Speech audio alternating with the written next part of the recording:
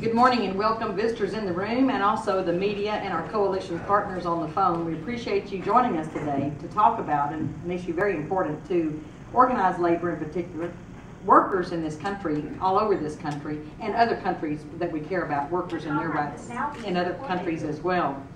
I'm Becky Moeller, and I'm with the Texas AFL-CIO. We have several of our staff here with us as well today, and our Secretary-Treasurer, John Patrick. That's how important this issue is to the Texas AFL-CIO. We and the rest of the labor movement in general have not been supporters of recent free trade agreements. We want fair trade, not the variety of free trade that has decimated our manufacturing base, it's shipped jobs overseas, and launched a race to the bottom in which the lowest pay and the worst workplace conditions become holy grail. In the past, we've not prevailed in stopping multinational corporations from gaining legal powers that can sometimes override our state and national laws. But we have at least had the opportunity to debate the so-called free trade deals as they're being formulated. That is not the case with the Trans-Pacific Free Trade Agreement. You don't have to be a critic of free trade to know that the level of secrecy in these negotiations is very dangerous. Dangerous to workers and dangerous to our sovereignty as a nation. To say that the TPP at this moment is a pig in a poke is to dishonor the poke industry. It's both insulting and it's hypocritical that some 600 corporate lobbyists have been granted cleared advisor status and are getting their licks in on every word of the developing text of the agreement, while ordinary Americans are kept out of earshot of this agreement.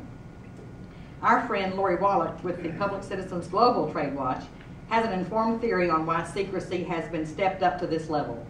She sees TPP as not just a trade treaty, but a delivery vehicle for non-trade policies that would never see the light of day if they couldn't be negotiated in secret.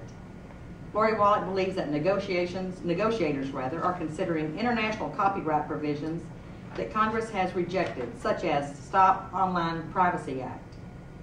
Patent issues is another issue that could maintain high prices for medicine in the United States, may be part of the discussions, and as are procurement provisions that could undermine Buy American preferences that are in place in the United States. We have already seen the World Trade Organization step in and tell the U.S. that we may not ban clove cigarettes, which are popular with young people under our laws. When a trade organization can step in and override a law clearly aimed at promoting our public health, it's time for all Americans to wonder what else we have sacrificed to much multinational corporations and free trade deals over the last 2 decades. For us in the labor movement, it comes to this.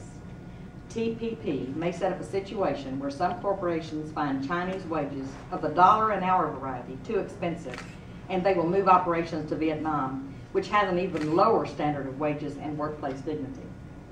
But because of the secrecy connected to these talks, we don't even know how hard the new rock bottom is going to be.